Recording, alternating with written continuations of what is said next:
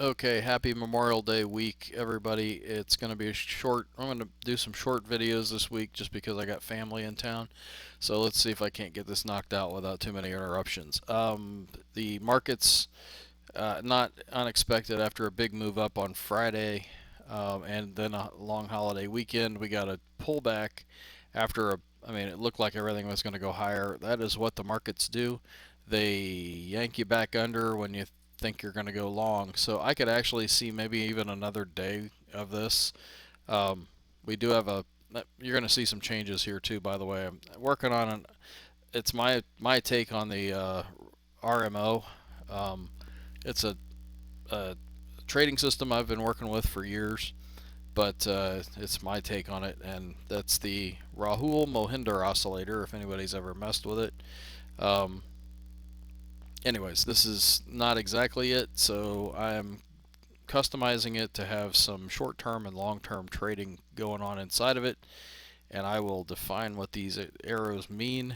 And anyways, I'm starting to use it now. So let's keep going. So we got target dots to the upside. This is the S&P 500, and it is looks like it's trudging higher. We got a squeeze that fired today.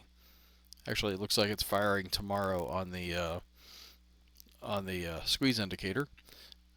Um, and we've still got a squeeze on the weekly chart. The Russell, I want to actually look through all these real quick. I think it should cooperate. The Russell's been trying to come up. It's in a squeeze. We got still everything's bearish on the weekly. This thing's got to get up and going if it wants to, join the party. The Dow, we've got a little bit of bullishness coming in on the squeeze. We're not really bullish yet on the RMO oscillator on the daily.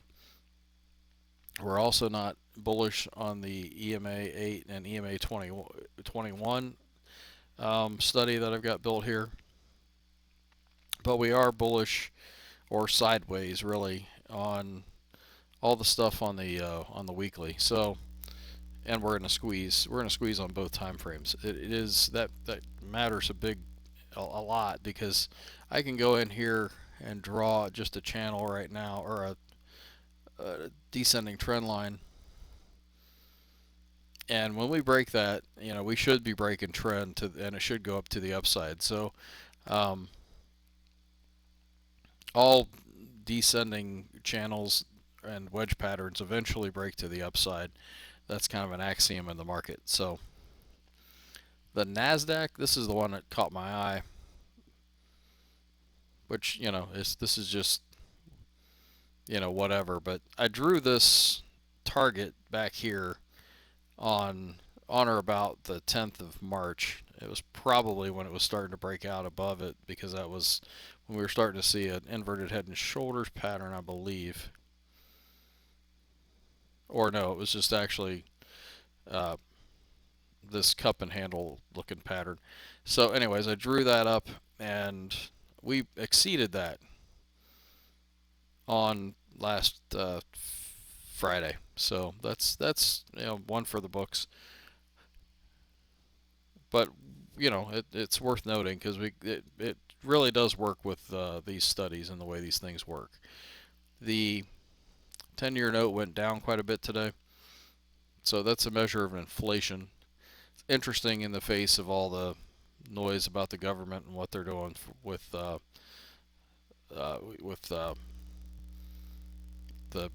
debt ceiling.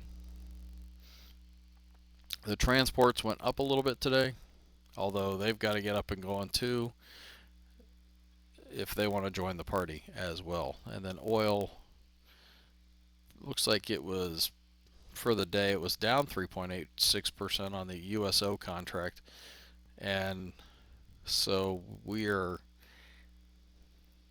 still pretty bearish across the board is what I see here. So there is a potential actual head and shoulders pattern going on here, so we could see much lower prices in oil if you ask me, or if this neckline breaks. So I'll draw the neckline here if it'll cooperate.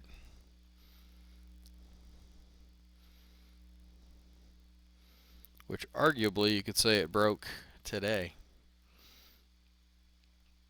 It broke back here too, so don't, these things aren't gospel. All right, so that's that, and then we'll flip over to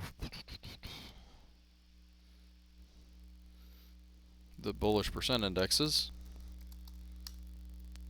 I'm trying to make this fast, but these things just take time. So the NYA, minus 1.43% today. Transports probably didn't move, and they didn't. The NASDAQ, plus 0.35% today. The NASDAQ is kind of the story right now. The SPX, minus 0.84% today. The OEX,